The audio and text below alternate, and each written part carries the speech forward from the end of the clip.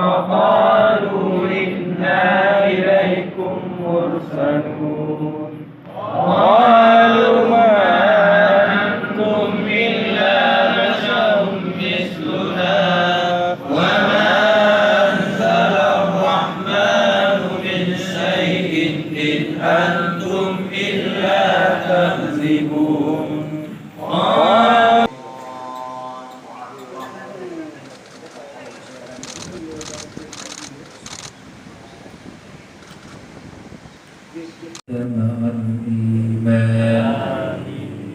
اللهم يا قاضي الحاجات اقضي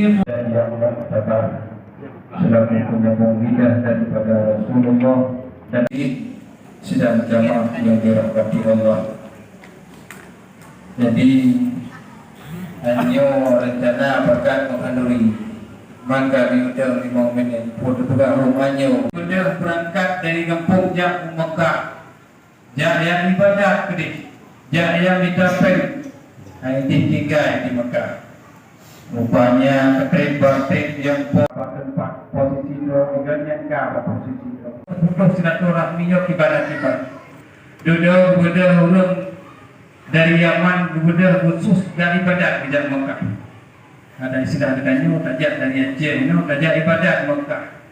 ya yang mana cici orang dari Yaman duduk ke ibadah Mekah rupa harta 20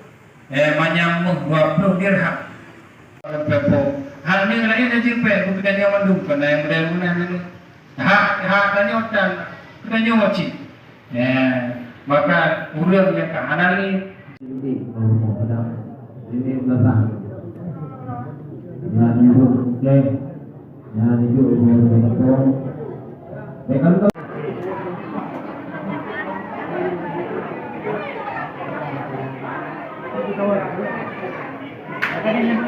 Good.